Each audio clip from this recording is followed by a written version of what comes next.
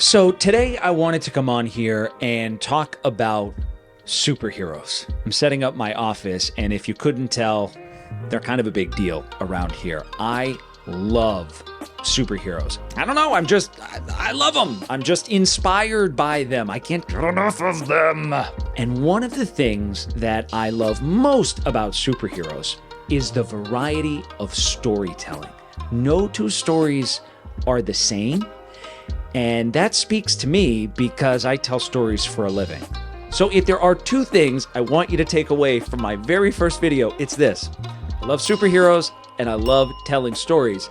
And so the first story that we're going to talk about today blends the two together for a superhero comic book story unlike any you've ever seen. They even got Superman?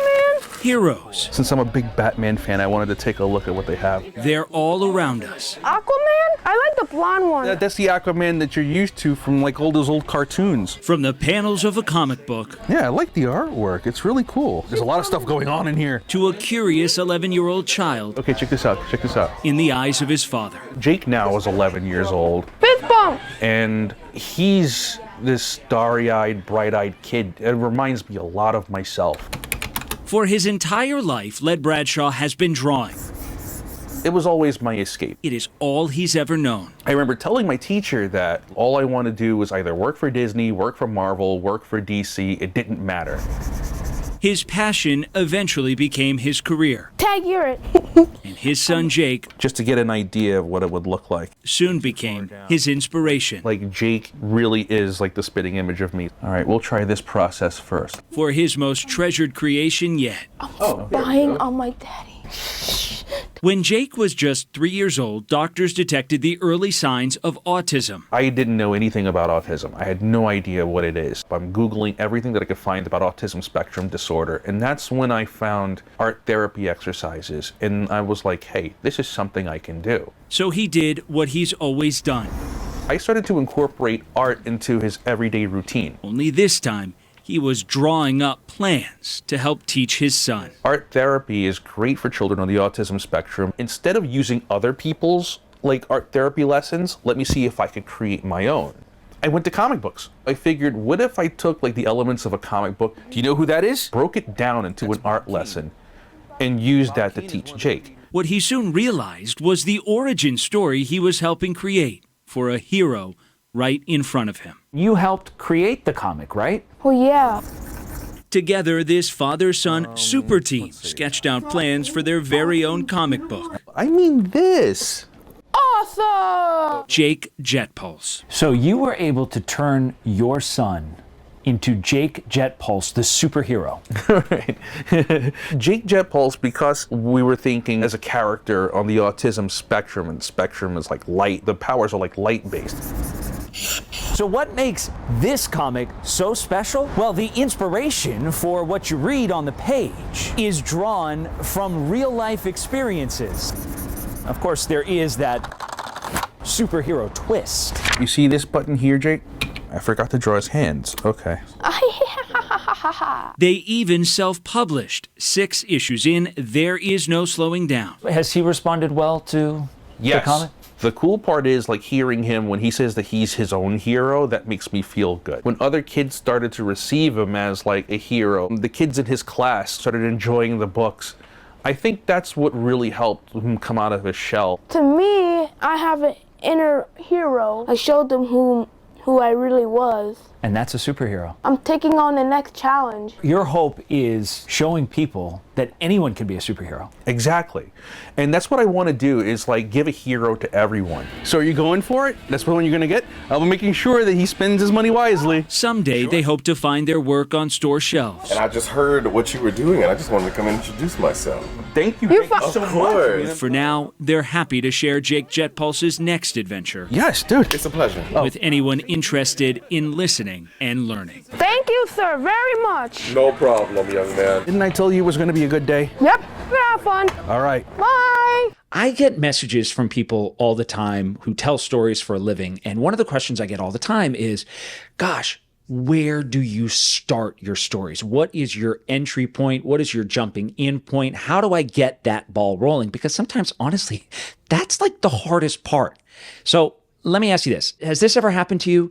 You go out on a shoot, okay? You spend hours out there. You get a lot of video that you really like, a lot of really compelling sound that you just can't wait to play with. And then you throw it all in the editor.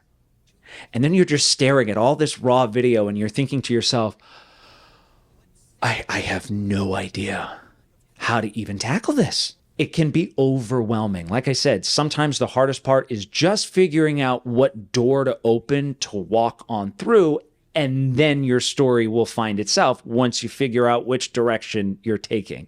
So there are a number of different strategies that you can use when deciding how to approach your next story. I like to go into stories typically knowing what I want the vision of the piece to look like, but you have to be willing to pivot off of that. If during the shoot something pops up and you think, oh my gosh, my story would be better served if I told it this way, or if I introduced this, something that maybe you weren't expecting that comes up during the shoot and you're like, hello, lights on, that's where I need my story to go. But then there are times where you're just looking at all this video and you're thinking to yourself, well, this is really good, and this is really good, and this is really good. So there's no right or wrong answer, which, by the way, one of my absolute favorite things about storytelling is there's no right, there's no wrong. There's just, this is why I chose to do it this way. And this is a strategy that I've implemented a lot over the years. And I think it's really helpful, especially since it at least gets my mind moving in a direction that my story can come together organically.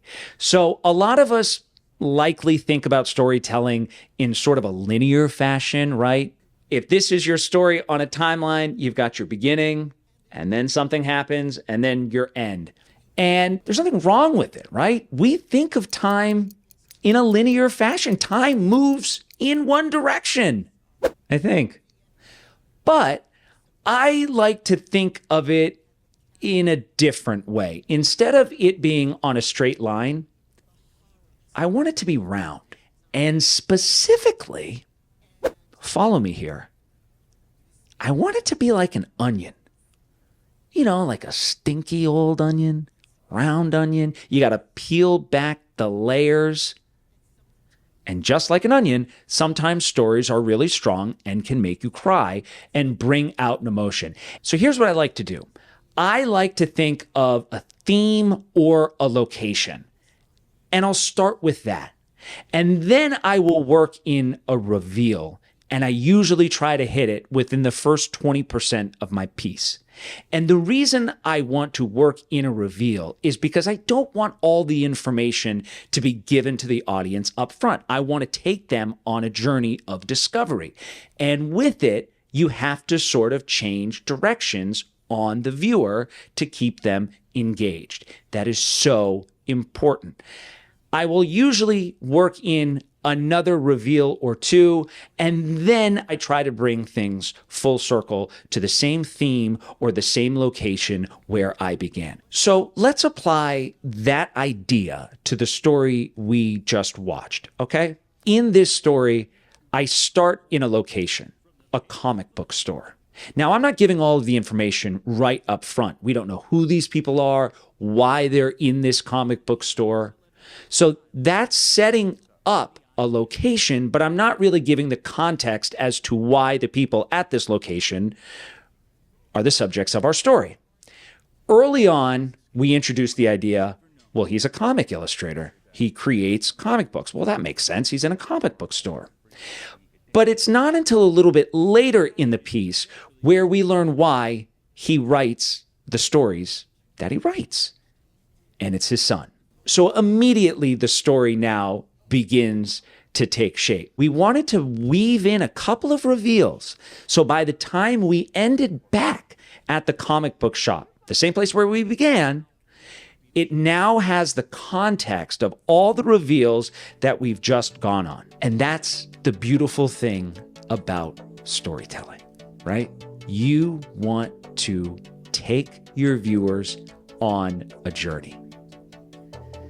And sometimes if you can just get over the hump of just figuring out, gosh, where do I start the piece? How do I get into it? I've got mountains of stuff. It can be overwhelming. I totally get that. Find a theme or a location. Start there, and then let your story find itself organically. Build in some reveals, save some information. Don't throw it all up front. Save something, save a little bit more. So by the time we come full circle, we've now grown, and our story is so much more impactful. All right, if you found that at all helpful, or maybe you just like the setup here, I'm still working on some things, okay? Got a long way to go, all right? But we're getting there. If you could, I've been told this really helps with the algorithm. Please like, comment, and subscribe. And this is just the beginning. We're going to get into certain edit tricks, certain writing tricks, how to come up with stories, how to pitch stories, how to live, eat, sleep, breathe stories, because stories are so vital. After all, everyone you've seen around here, well, they've been telling stories for decades. And last I checked, there's still a hungry audience asking for more.